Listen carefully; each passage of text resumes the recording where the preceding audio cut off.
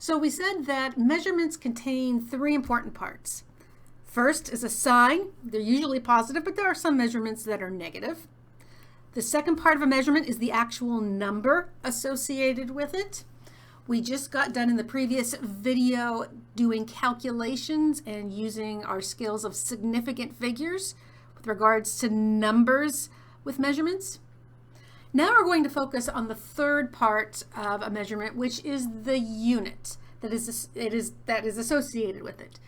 Units are really important because they speak to what is being measured as well as the scale with which it is being measured. There's a system of units called the SI, or International System of Units. Why those are important is because those are the units from which all other units are derived. I talk about in my intro chem lectures, there was a famous conference in the early 1800s that got together to determine what these standard international units are. Those SI units are listed here on this slide. Some of them we're really not going to deal with too terribly much, like luminescent intensity or ampere. Some of them we will be using quite frequently, like temperature in Kelvin and moles. We're going to talk a lot about moles in chapter 3 and 4. Take-home message from this slide is that there are standard international units that chemists use when expressing measurements. They are listed here along with their symbols. And you should be familiar with those symbols, particularly the meter, kilogram, second, Kelvin, and mole. Along with a unit, sometimes it is helpful to use a prefix along with that unit to express a measurement.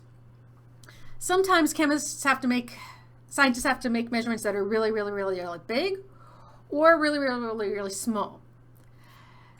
If you go on in chemistry, you'll see that chemists often make measurements on the nano and micro scale because concentrations or atoms are very small. And so we need some sort of prefix that we can tack on to a measurement that helps us write that measurement, that really small or really big number, in a compact way.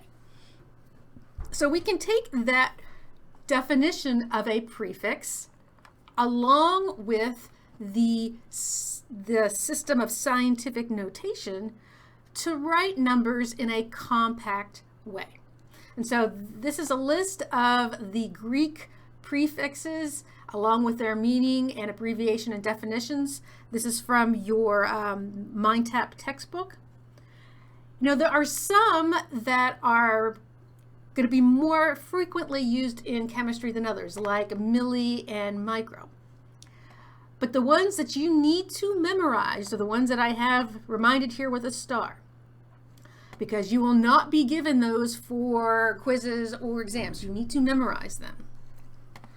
And that is kilo, centi, milli, micro, nano, and pico. You need to memorize not only the prefix, but the abbreviation, the power of 10, and be able to use it appropriately. So thankfully, when taking a look at the prefixes and the letters, the abbreviations that are given for them, most of them are fairly self-explanatory. The one that's a little bit tricky is for micro. It's a U, Greek U with a funny little tail. All the others are fairly self-explanatory.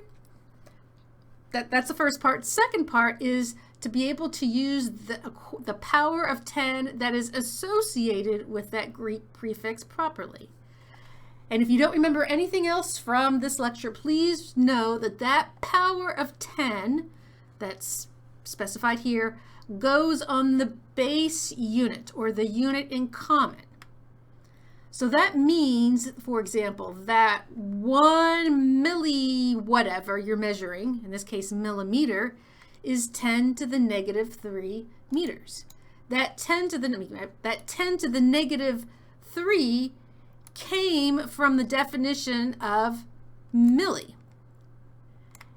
And that's in 1 whatever you're measuring. So in 1 millimeter, there's 10 to the negative 3 meters. In 1 milliliter, there'd be 1 times 10 to the negative 3 liters. Okay. So a common mistake I see is students putting those powers of 10 on the actual prefix. The power of 10 goes on the base unit, the unit that is in common.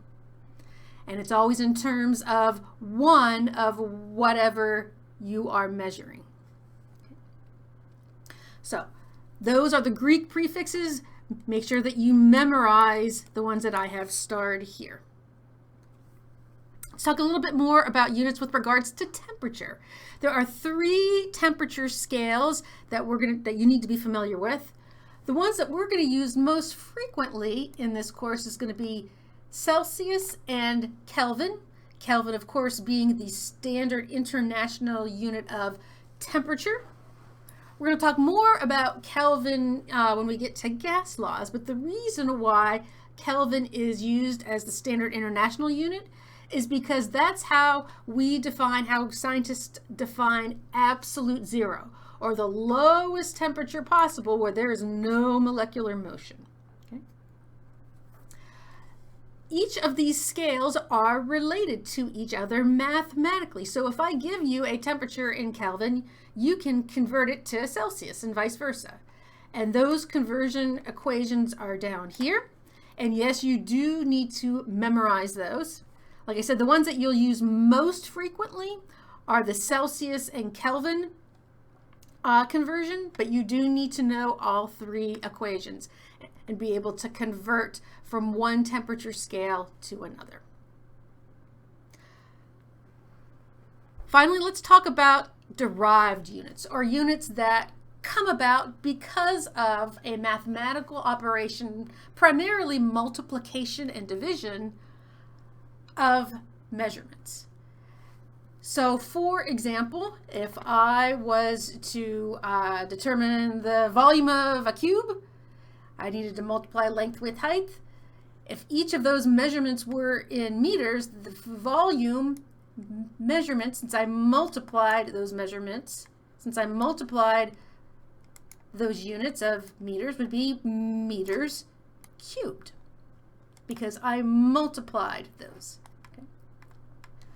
The main derived unit we're going to deal with in this chapter is going to involve the physical property of density.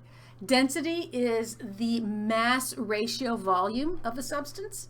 And so generally, density values, when they are listed in chemical handbooks and in textbooks, have derived units. They have a unit in the numerator that associates mass, usually grams, and a unit in the denominator, which is a volume unit, usually in milliliters. So you'll primarily see density values in terms of grams per mil. You'll sometimes see grams per centimeter cubed, but because 1 milliliter is equal to 1 centimeter cubed, this numerical value for density of gram per milliliter is going to be the same as gram per centimeter cubed. Okay.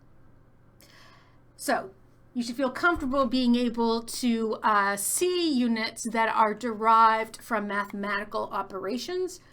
The main one we're really going to deal with, we will deal with some cubes, but the main one we're going to deal with is density. And speaking of density, we can now use that density equation that, yes, you do have to memorize to solve for particular variables. So now in this practice problem, and we'll do lots more in lecture, this practice problem asks us to calculate the density, shown by D, of mercury if this mass, 1.00 times 10 to the 2 grams, occupies a volume of 7.36 centimeters cubed.